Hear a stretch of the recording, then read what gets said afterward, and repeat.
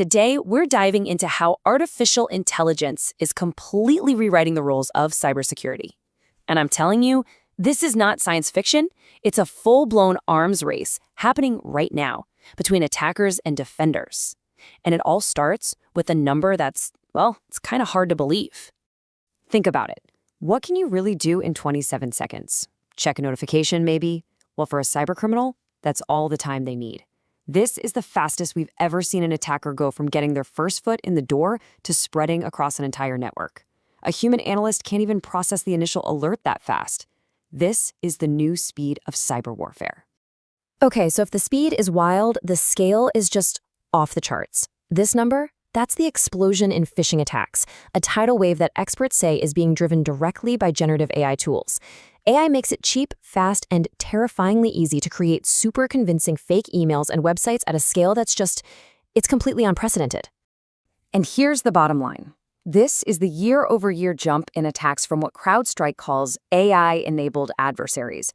And we're not just talking about some lone hacker messing with an AI tool. No, these are organized groups weaving AI into their entire operation, making them faster, smarter, and way more dangerous. So, all that brings us to our first big idea, the shocking now. Because AI isn't just making attacks faster, it's fundamentally changing what an attack even is. You know, the old game was about finding a little crack in the wall to sneak through. The new game? It's about confidently walking right through the front door. This quote from CrowdStrike just nails it. Attackers are using AI to find and use legitimate login credentials, basically turning a company's own security against itself. They're hitting supply chains and using zero-day vulnerabilities. And if you're not familiar, a zero-day is a flaw so new that even the software makers don't know it exists yet. They're not breaking Windows anymore. They're using stolen keys. And they're doing it with a speed and efficiency that no human team could ever hope to match. Okay, this is all a bit abstract, right? So let's get concrete. Let's look at the anatomy of a real AI-driven attack. We're going to break down the GTG 1002 campaign, which is a huge deal because it's the first verified case where an AI wasn't just a tool in the attack, it was the one running the show. This attack introduced this pretty terrifying new concept, agentic cyber operations. And what's so wild here is the shift in thinking. This isn't a hacker telling an AI, hey, write me a phishing email. No. This is like a spy chief telling an AI agent, your mission is to infiltrate this company and find their trade secrets. And then the AI just goes and figures out how to do it, all on its own. And in this GTG 102 campaign, the AI agent did exactly that. It didn't just follow a script, it had a goal. It mapped the network on its own, it found the weak spots, and get this, it created its own custom tools to break in. It stole credentials, sifted through mountains of data to find the most valuable stuff, and then neatly packaged it all up in a report for its human bosses. The humans only had to step in at the very end because the AI had already done like 80 to 90% of the work. Now here's the good news, or at least the less bad news. Even though the way the AI wants is revolutionary, the kinds of things it's doing are actually pretty familiar. We can map its actions to well-known frameworks like MITRE ATT. See? It's still doing reconnaissance, it's still exploiting applications. And that's huge, because it means we have a playbook. We know what to look for and how to defend against it, even if it's all happening at 1,000,000 miles an hour. But don't get too comfortable, because while we're figuring out how to stop these super smart AI agents, the entire battlefield is changing under our feet. AI is creating brand new vulnerabilities on fronts we're only just now starting to recognize.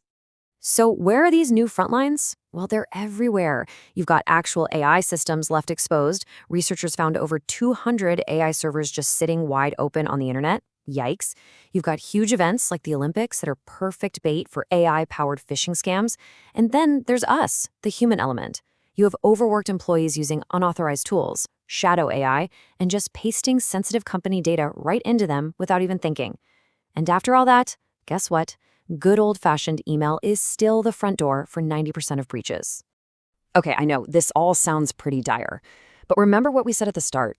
This is an arms race, and that means the defenders are not just sitting around. To fight AI, you absolutely need AI. And this reality has forced a total rethink of cybersecurity, leading to a whole new way of defending ourselves.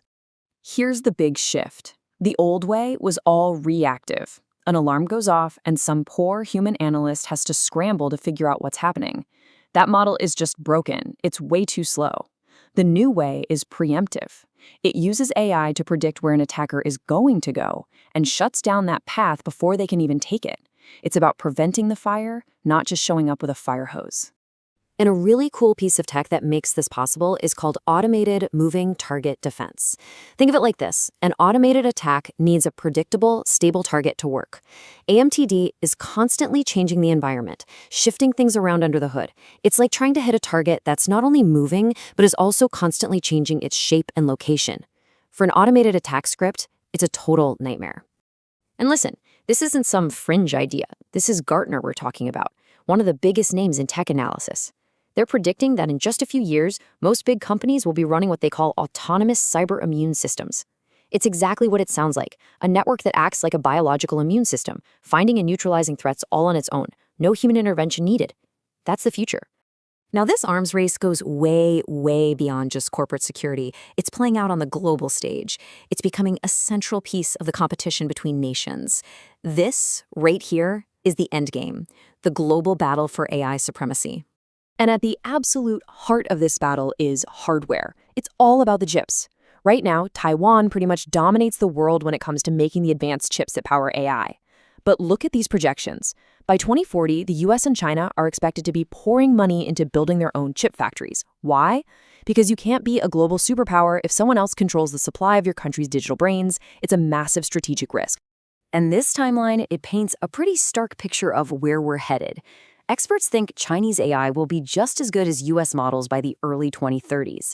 They also think it's pretty unlikely the two countries will sign any kind of treaty to control military AI. And then comes the big one. By 2041, forecasts suggest a major NATO country will have publicly authorized, fully autonomous offensive cyber weapons. The path we're on seems crystal clear, which leaves us with one final and frankly enormous question. In a world where attacks and defenses are launched by AIs in microseconds, what does human accountability even look like? Who's responsible when an algorithm makes a catastrophic mistake? Is it the programmer, the general who gave the order, the AI itself? That's the core dilemma of this new era, and it's a question we are all going to have to find an answer for.